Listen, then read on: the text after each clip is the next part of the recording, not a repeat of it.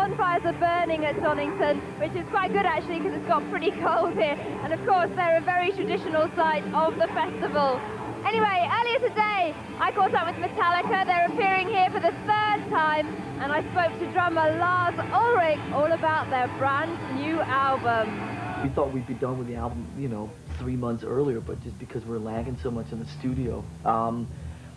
Obviously, it's timed itself out quite nicely. We've had some few listening parties. We had a listening party at Madison Square Garden a couple of weeks ago. We had one Hammersmith and Manchester Apollo, I guess, last week. And all in all, it's the lead up to this whole thing has been quite nice. But you know, like I said, it's just down to our own inefficiencies in the studio. I thought, you know, we'd finish the record, take 3 months off, go on a promotion tour, then come over and do these gigs. And it's like we literally only finished the record about 3.5 weeks ago. Still, I mean, you know, Enter Sandman, we had to mix right away so it could come out as a single. You know, we finished the record, I think it was July maybe 14th or something like that. So it's still just over 3.5, 4 weeks. And so they've really turned it around quick. But the last couple of months just seemed like a total blur, you know. I was, like I said, I was really looking forward to taking a couple months off, but I guess I'll do that when I get old.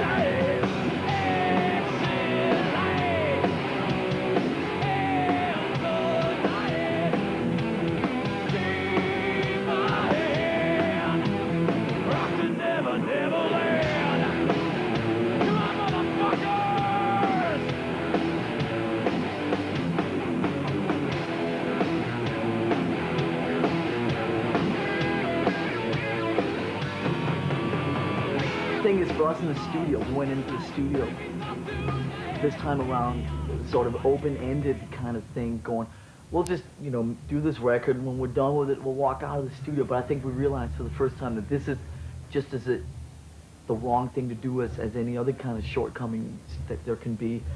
When you have an open-ended amount of time, you just end up chasing yourself around in circles. So having the European Monsters of Rock and all that, it was good because it gave us kind of a cutoff date, and we really had to say to ourselves, you know, this is the last day in the studio, and you know, so we really need that kind of thing, that brick wall for us to work towards, else we'd still be in there in 10 years, you know, working on the same album. Now, I get the impression that the songwriting team of you and James Hetfield is kind of like a very intense relationship. Do you think that that contributes directly to the intensity of the songs? Wow. That's an interesting question. I've never really analyzed our songwriting relationship that thoroughly. It just seems to work better for us that way. A lot of times we tried almost on every record to get the four of us in a room, and we'll sit there, and then we'll play some Chili Peppers, and then we'll play some Diamond Head, and then we'll have a few beers, and then that was that day, and then we'll try again the next day. And it's like, after a couple of weeks of this, it's like we're not getting anywhere. And usually when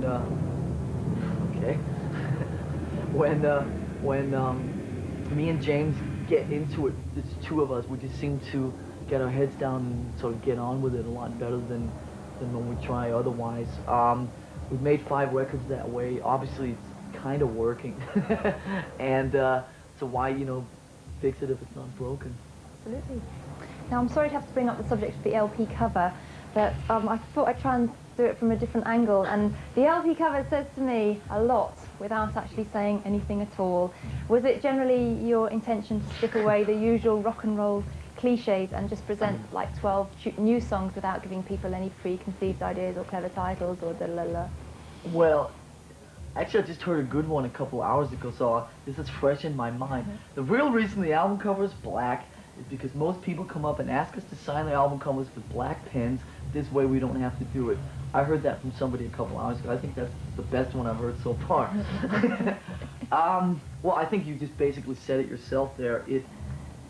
I mean, we just wanted to get away from all the monsters and the mascots and all the skulls and all that crap, and you know, the whole decision on the album cover was like, let's have a black album cover. Okay, it took like 10 seconds, you know, and I find myself sitting now in interviews months after this decision and like analyzing it and coming up with reasons why. When I think back to that day up in my kitchen when I suggested to James, let's just have a black album cover, not have all this crap like all these other bands.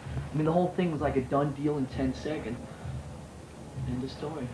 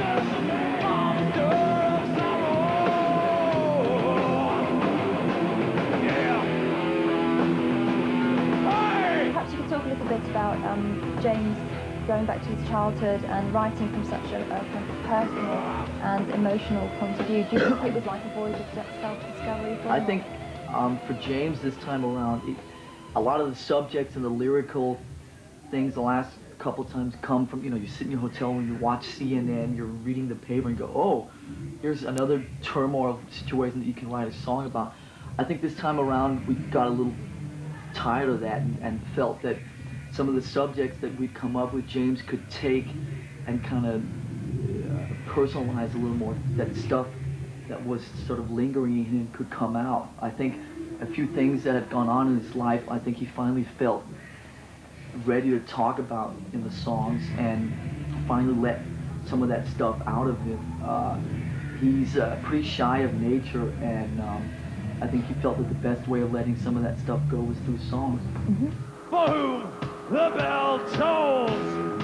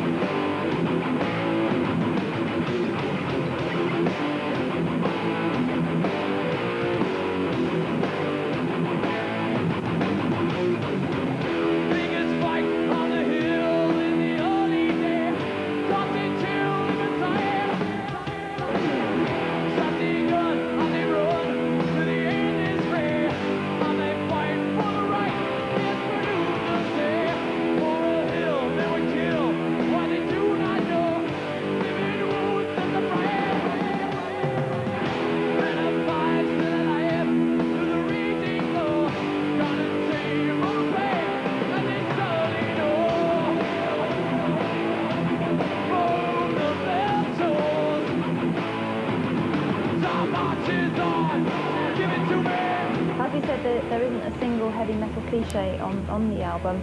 Would you like to think that perhaps Metallica have redefined metal in a more intelligent way for the 90s? That's a loaded question. I mean, I don't like to walk around and think about that kind of stuff. Obviously, the press, especially in America, like to put that hat on us and say, oh, Metallica, the big social conscious band, and oh, they're so aware and blah, blah, blah. Most of it comes from more of a desire to avoid the obvious. When you create, it's more fun to try and steer away from what everybody else is doing. It's more of a challenge. It's just funner that way. I think, especially in America, it's getting a little too one-sided. We also have like other sides to us, and you know, we can be the bad boys of rock and roll just as much as other bands that walk around and sort of advertise that all the time. But sometimes I just get sick of oh, they're so, you know, uncliche and so aware, and all this kind of gets a little annoying after a while. But I guess we just kind of like to just avoid the obvious a lot of times. Mm-hmm. And finally, I believe that you were somewhat reluctant to make the video for One. But you've got Enter Sandman out. Has your attitude towards video changed, or is it just that you're kind of more confident with that medium? Absolutely. I mean, as far as video goes, it was something that we shied away from for eight years, and now I ask myself why. But we had this stubbornness and this kind of attitude towards a lot of those things, and we just didn't want to get involved. So I'm not questioning it that thoroughly, but it's something that is a lot of fun for me to deal with now, and I think it's another way of getting creative things out of you. If you treat videos with the same control as we do with our own records, there's no reason that it just shouldn't be another great way of getting creative things out of you. And I certainly look forward to making a couple more videos on this record. As a matter of fact, we were just sitting talking about the second video from this record, and so you know, there'll be a few more, and we're definitely not as afraid of that medium as we used to be. Yeah, yeah!